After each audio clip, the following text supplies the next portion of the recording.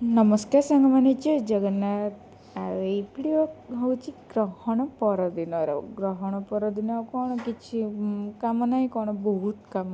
ଗ୍ରହଣ ପରଦିନ ତ ଆମ ଓଡ଼ିଆ ଘର ଅନୁସାରେ ତ ମୋତେ ଘରେ ଯାହା ଯେମିତି କରାଯାଏ, ମାନେ ଗ୍ରହଣ ଲାଗିଲେ, ଗ୍ରହଣ ଛାଡ଼ି ସାରିଲା ପରେ ଯାହା ଯେମିତି କରାଯାଏ ନର୍ମାଲି ଘର ସଫାସଫି ସବୁ, ଆଉ ଠାକୁର ପୂଜା ସବୁ ସଫାସଫି, ଗଙ୍ଗା ଜଳ ଏପଟ ସେପଟ କରିକି ଛିଞ୍ଚା ହୁଏ ଘର ସାରା। ସେ ସବୁ କାମ ସାରିକି ମୁଁ ଲାଗିଯାଇଥିଲି। ପୂର୍ବ ଦିନ ଉପାସରେ ଥିଲୁ ନା, ତ ଉପାସର ଫଳଟା ପଖାଳ ଭାତ, ମାନେ ପରଦିନ ପଖାଳ ଖାଇବାକୁ ଇଚ୍ଛା। ପ୍ରାୟତଃ ସମସ୍ତେ ଓଡ଼ିଆ,